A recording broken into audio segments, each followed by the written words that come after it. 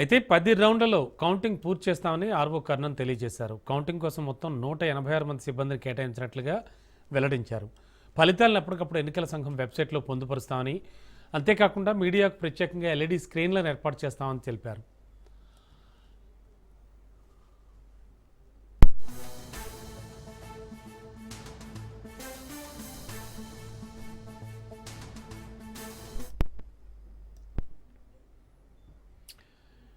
ఇదే అంశానికి సంబంధించి మరింత అదనపు సమాచారం అందించడానికి మా కరెస్పాండెంట్ సైదులు సిద్ధంగా ఉన్నారు. సైదులు, ఎటువంటి ఏర్పాట్లు చేశారు, ఏమిటి సిచ్యువేషన్?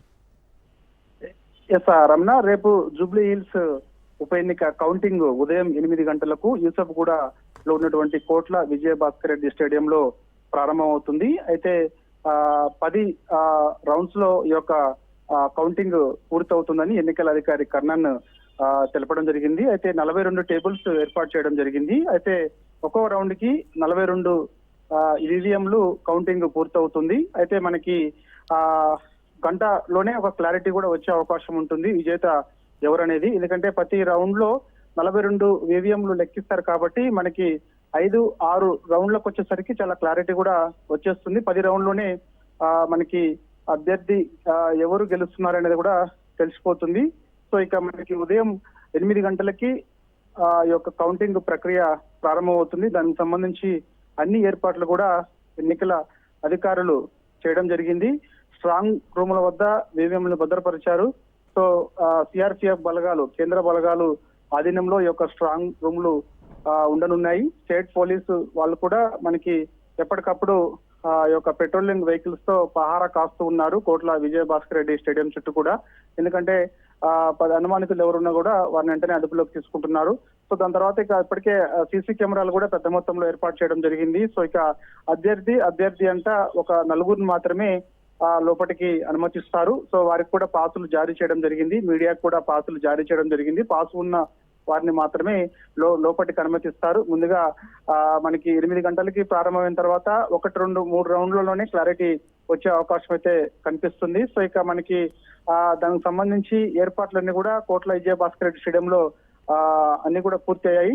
సో ఇక విజేతల భవితవ్యం అంటే 3 ప్రధాన పార్టీల మధ్యనే ఉండనున్న నేపథ్యంలో ఇటు బీజేపీ, బీఆర్ఎస్, కాంగ్రెస్ 3 ప్రధాన పార్టీల మధ్యనే పోటీ ఉండే అవకాశం కనిపిస్తుంది. ప్రధానంగా చూస్తే మాత్రం కాంగ్రెస్, బీఆర్ఎస్ మధ్యనే పోటీ ఎక్కువగా ఉండే అవకాశం అయితే కనిపిస్తుంది. రేపు వారి యొక్క భవితవ్యం ప్రస్తుతం అయితే వారి యొక్క భవితవ్యం ఈవీఎంలోనే ఉంది కాబట్టి సో రేపు కౌంటింగ్ ప్రారంభమైన తర్వాత ఎవరు గెలవబోతున్నారని కూడా ఆసక్తి. ఇప్పటికే పెద్ద మొత్తంలో బెట్టింగ్స్ కూడా చేస్తున్నారు. సో 2 తెలుగు రాష్ట్రాల్లో చూస్తే జూబ్లీ హిల్స్ ఉప ఎన్నిక నియోజకవర్గంలో ఏ అభ్యర్థి గెలవబోతున్నారు, ఎంత మెజారిటీతో గెలవబోతున్నారు బెట్టింగ్ నడుస్తుంది. కొందరైతే భారీ మెజారిటీతో ఒక పార్టీ అభ్యర్థి గెలవబోతున్నారని, సో కొంత మెజారిటీతో గెలవబోతున్నారని, లేకపోతే పలాని అభ్యర్థి గెలవబోతున్నారని చెప్పేసి కూడా బెట్టింగ్స్ పెద్ద మొత్తంలో కూడా జరుగుతున్నాయి. సో అదొక భాగం అయితే మాత్రం ఖచ్చితంగా మాత్రం రేపు అయితే మాత్రం మనకి ఉదయం 8 గంటలకి ప్రారంభమైనటువంటి ఈ యొక్క కౌంటింగ్ ప్రక్రియ మనకి 10 గంటల లోపు క్లారిటీ వచ్చే అవకాశం ఉంది. 12 గంటల లోపు మనకి దాదాపుగా కౌంటింగ్ కూడా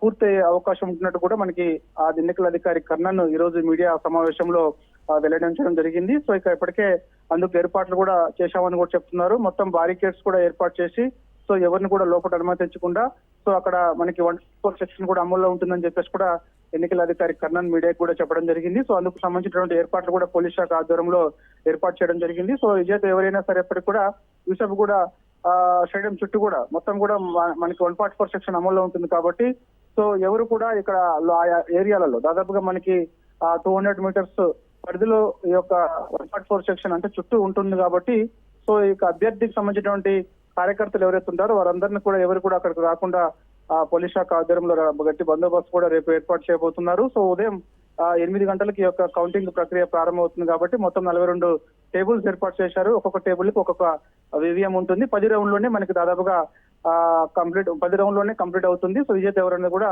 అక్కడే ప్రకటిస్తారు. సో ఇక ఇప్పటికే ఇటు చూస్తే మాత్రం అంటే మనకి సర్వేలు చూస్తే మాత్రం కొన్ని సర్వేలు ఈ మధ్య కాలంలో పోలింగ్ ప్రక్రియ ముగిసిన తర్వాత చూస్తే మనకి కేకే సర్వే మాత్రం స్పష్టంగా అంటే బీఆర్ఎస్ గెలవబోతుందని కూడా చెప్పడం జరిగింది. సో ఖచ్చితంగా బీఆర్ఎస్ పార్టీ గెలవబోతుంది. అన్ని డివిజన్లో ముఖ్యంగా ఉన్నటువంటి 7 డివిజన్లు జూబ్లీ హిల్స్ నియోజకవర్గంలో ఉంటాయి కాబట్టి సో 7 డివిజన్లో కూడా ఎన్నికల ప్రక్రియ పూర్తయిన తర్వాత మేము సర్వే చేశాము. సో సర్వేలో భాగంగా మాకు క్లారిటీ వచ్చింది. సో ఖచ్చితంగా బీఆర్ఎస్ పార్టీని విజయం సాధించబోతుందని కూడా కేకే సర్వే చెప్తుంది. మిగిలిన కొన్ని సర్వేలు కూడా బీఆర్ఎస్ పార్టీ విజయం సాధించబోతుందని చెప్తున్నారు. సో 1% తేడా ఉంటుందని చెప్తున్నారు. అంటే ఒకటేమో కాంగ్రెస్ పార్టీ 46% ఓటింగ్ నమోదైందని చెప్తున్నారు. మరికొందరు బీఆర్ఎస్ పార్టీకి 45% నమోదైందని చెప్తున్నారు. కొందరు బీఆర్ఎస్ పార్టీకి 48% వరకు నమోదైందని చెప్తున్నారు. కొందరు కాంగ్రెస్ పార్టీకి 45% వరకు నమోదైందని కూడా చెప్తున్నారు. సో బీజేపీ చూస్తే మాత్రం ఈసారి చాలా తక్కువ, గతంతో పోలిస్తే 2023 శాసనసభ ఎన్నికల సమయం కంటే కూడా ఈసారి చాలా తక్కువగా బీజేపీకి ఓట్లు వచ్చే అవకాశం ఉంటుందని కూడా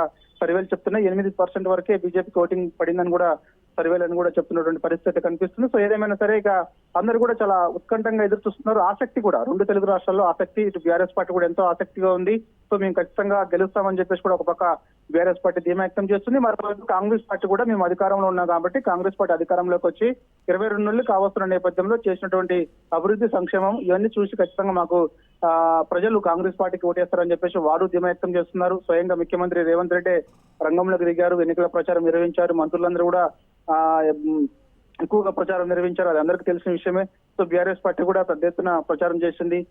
కేటీఆర్ కూడా కార్నర్స్ మీటింగ్ లాంటి ఏర్పాటు చేసుకున్నారు. సో ఇదంతా కూడా చేశారు కాబట్టి సో ఇక పోలింగ్ కూడా ముగిసింది. మనకి 48.49% పోలింగ్ నమోదైనట్లు కూడా అధికారులు చెప్పడం కూడా జరిగింది. ఎందుకంటే మనకి అప్పటి వరకు అసలు జూబ్లీహిల్స్ ఉప ఎన్నికలో ఎంత శాతం పోలింగ్ నమోదైందనేది క్లారిటీ రాలేకపోయింది. అయితే నిన్న అధికారులు కూడా చాలా క్లారిటీ ఇచ్చారు. సో ఎంత నమోదైంది జూబ్లీహిల్స్ ఉప ఎన్నికలు అని చెప్పేసి మొత్తం అయితే రమణ మనకి 4 లక్షల ఓట్లు ఉన్నాయని చెప్పినప్పటికి కూడా పోలైన ఓట్లు చూస్తే 1,94,631 ఓట్లు మాత్రమే పోలైనాయి. అందులో పురుషులు 99,771 ఓట్లు నమోదయ్యాయి. మహిళలు చూస్తే 94,855 మంది ఓటు హక్కు వినియోగించుకున్నారు. అదర్స్ 5 మంది ఓటు హక్కు వినియోగించుకున్నారు. మొత్తం పోలింగ్ శాతం 48.49% నమోదైంది. సో ఇక మనకి రేపు ఉదయం 8 గంటలకు కోట్ల విజయభాస్కర్ రెడ్డి స్టేడియంలో కౌంటింగ్ ప్రారంభమవుతుంది. సో మనకి ఆ గంటల్లోనే క్లారిటీ కూడా వచ్చే అవకాశం ఉంటుంది. ఎందుకంటే ఒక్కో రౌండ్ కి 42 ఈవీఎం లెక్కిస్తారు కాబట్టి సో మనకి 2-3 రౌండ్లోనే ఎవరు గెలవబోతున్నారు ఏంటంటే కూడా స్పష్టత వచ్చే అవకాశం ఉంటుంది. దానికి సంబంధించినటువంటి ఏర్పాట్లు కూడా ఎన్నికల అధికారులు పూర్తి చేశారు. Thank you.